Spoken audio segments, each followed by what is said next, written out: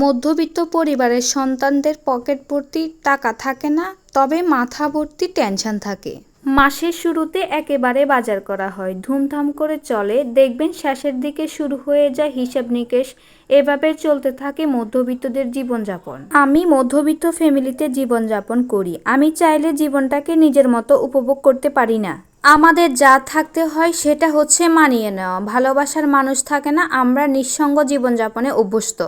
এর কারণ হচ্ছে আমরা মধ্যবিত্তদের জীবনে শখ আহ্লাদ বলতে কিছু রাখতে নেই। কোনোভাবে জীবনকে চালিয়ে নেওয়া হচ্ছে মধ্যবিত্তরা। তাও আমরা অনেক ভালোই আছি, আলহামদুলিল্লাহ আলহামদুলিল্লাহ আলহামদুলিল্লাহ। আল্লাহ যেভাবে রাখছে অনেক ভালোই আছি।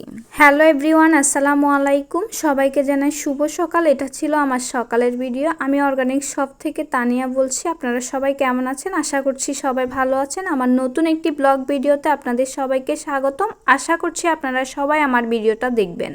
আবারও আমরা সবাই নতুন একটি সকাল পেলাম। সকাল থেকে আমরা যে কাজগুলো দিয়ে শুরু করি সেই কাজগুলো দিয়ে আমার সকালটা শুরু করলাম।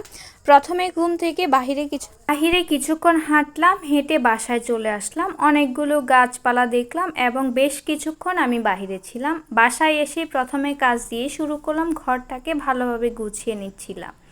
শীতকালে ঘরটা গোছাতে একদমই বিরক্ত লাগে, তাও চেষ্টা করি প্রত্যেক দিন সুন্দরভাবে ঘরটাকে গুছিয়ে নেওয়ার জন্য।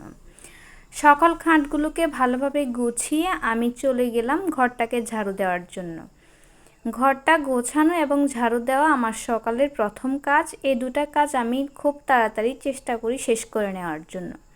আসলে সকালের কাজগুলো যদি সকালে না করেন তাহলে দেখবেন পরের অনেক বেশি ঝামেলা হয়ে যায়। তাই চেষ্টা করি সকালের সকল কাজগুলো শেষ করে নেওয়ার জন্য।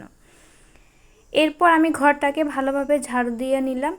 আসলে ভিডিওতে আপনাদেরকে 2-1 মিনিট বা 3 মিনিট 4 মিনিটের মধ্যে সকল কাজ দেখিয়ে পেলি তবে কি এত তাড়াতাড়ি আমরা কাজগুলোকে শেষ করে নিতে পারি? তবেই না। এটা ভিডিওতে আমি আপনাদেরকে খুব ছোট্টভাবে দেখাই, কাজ করতে এত তাড়াতাড়ি করা যায় না। এরপর আমি ঘরটাকে ভালোভাবে ঝাড়ু দিয়ে নিজে একটু ফ্রেশ হয়ে নিলাম। সোপ দিয়ে ত্বকটাকে একটু ক্লিন করে এসে একটু ময়শ্চারাইজার ইউজ করে নিলাম। এরপর চলে গেলাম রান্নাঘরে এসে প্রথমে আমি চিয়া সিড ভিজিয়ে দিলাম। সকালে একটু চিয়া সিডের পানি খাই। এরপর আমি বাসায় বানানো ছিল পরোটা, সেই পরোটাগুলোকে একটু গরম করে নিলাম এবং অন্য চুলে একটু চাও বানিয়ে নিলাম। সব কিছু রেডি করে আমি নাস্তাটা সেরে নিলাম। সকালের নাস্তাটা শেষ করে এরপর তাড়াহুড়ো করে একটু রেডি হয়ে গেলাম, কারণ আমার একটু বাহিরে কাজ ছিল। সেজন্য আজকে একটু রান্নার কোনো ভিডিও নিতে পারি নাই। বাসায় এসে এরপর ফ্রেশ হয়ে তাড়াতাড়ি দুপুরের খাবারটা খেয়ে এরপর আমি আদা রসুন পেস্ট করে নিলাম। কিছু জলপাইয়ের আচার বানাবো, সেই প্রস্তুতি করে নিচ্ছিলাম। জলপাইয়ের আচারের জন্য যা যা লাগে সকল প্রোডাক্ট আমি সুন্দরভাবে সাজিয়ে গুছিয়ে নিলাম। এরপর আচারগুলোকে বানিয়েও নিলাম। আজকের ভিডিও থাকছে এ পর্যন্ত। যারা এতক্ষণ পর্যন্ত আমার ভিডিওটা দেখেছেন তাদেরকে ধন্যবাদ।